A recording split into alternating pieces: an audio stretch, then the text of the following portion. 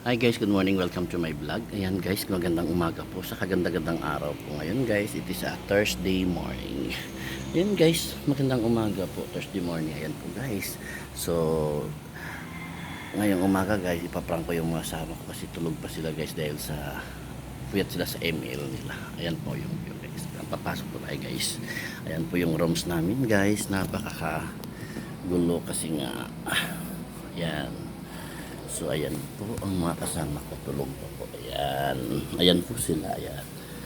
Oh, si Baboy. Ayun. Si Lilia. Ayun. So ayan guys. So ayan sila guys. Tulog pa sila guys. Ayan yung baboy namin guys. Mag-overweight na po yan guys. Siguro ayan. 60 kilos na po yan guys. Wala pa rin nagtatanggap kasi overweight yan guys. So ito naman yung aming baboy guys na 30 kilos pa yan guys. Ayan, 30 kilos. Pasok po kayo. Sige po. Papait ng bedsheet.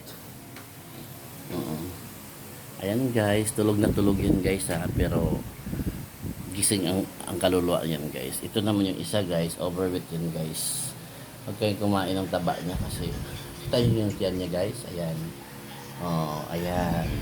Oh, ayan. Hab-hab yan guys ha. O ano na yan. Magkukopi na. Ayan. Morning na. Siguro it's my last day today in Mindoro. So siguro tomorrow I'm going back home in Manila. Ayan. Ayan po guys yung mga gamit namin guys. Hindi namin kung saan kami na. Ayan. Ayan. Yun guys, so ayun yung update sa amin dito guys. Ayan po nangyari sa amin sa Calapan, Mindoro. So ayan. So thank you for watching guys. Bye bye. Thank you.